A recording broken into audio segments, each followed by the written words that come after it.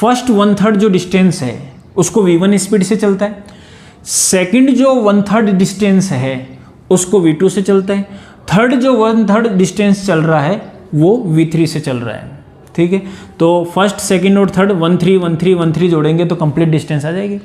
तो ये इस तरीके से चल रहा है। तो आपको बोला कि फाइंड एवरेज स्पीड निकालना है। ठीक है, तो सिंपल सा तरीका है भैया, कैसे निकालेंगे आप चाहो तो खुद पहले ट्राई कर सकते हैं, अदरवाइज देखें इधर। एवरेज स्पीड का फॉर्मूला लगा दे सिंपल। तो एवरेज स्पीड क्या है, that is total distance by total time, total distance divided by total time.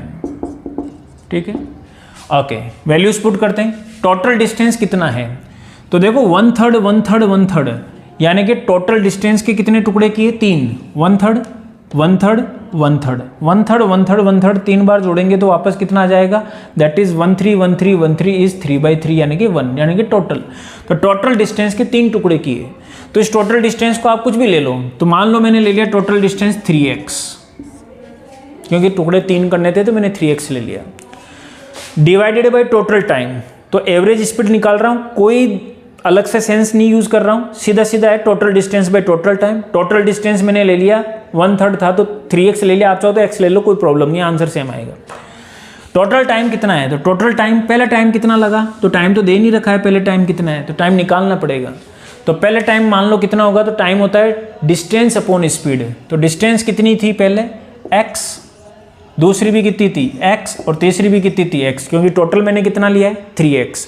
तो पहले के लिए डिस्टेंस x, दूसरे 1/3 में डिस्टेंस x, और तीसरा 1/3 भी x, तभी तो x प्लस x 3x होगा। टाइम की बात कर रहे थे, तो total distance divided by total time, total distance तो लिख दिया टोटल टाइम। टाइम क्या होता है, डिस्टेंस अपॉन स्पीड। तो पहले कितना टाइम था, डिस्टेंस अपॉन स्पीड, डिस्टेंस था x, स्पीड थी v1, तो ये हो जाएगा x/v1। दूसरा फिर सारा टाइम लेना ना, टोटल टाइम, यहाँ का यहाँ का यहाँ का, तो यहाँ का टाइम क्या होगा, डिस्टेंस अपॉन स्पीड, डिस्टेंस तो वही x और स्पीड थी v2। फिर तीसरे के लिए डिस्टेंस x और स्पीड थी v3।